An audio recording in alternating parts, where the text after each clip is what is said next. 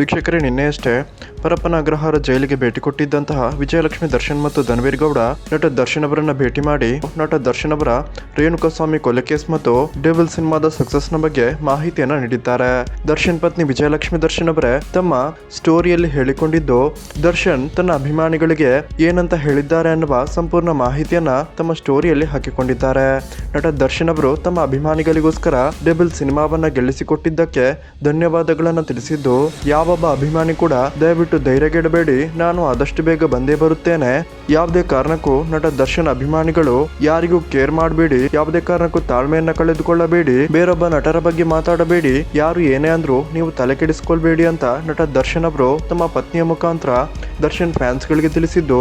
So ವೀಕ್ಷಕರೇ, ಯಾರೆಲ್ಲ ನಾಳೆ 25ನೇ ತಾರೀಕು ಡೆವಿಲ್ ಸಿನಿಮಾವನ್ನ ಮತ್ತೊಮ್ಮೆ ನೋಡೋದಕ್ಕೆ ವೈಟ್ ಮಾಡ್ತಿದ್ದೀರಾ, ಈ ವಿಡಿಯೋಗೊಂದು ಲೈಕ್ ಮಾಡಿ ಮತ್ತು ಜೈ ಡಿ ಬಾಸ್ ಅಂತ ಕಮೆಂಟ್ ಮೂಲಕ ತಿಳಿಸಿ.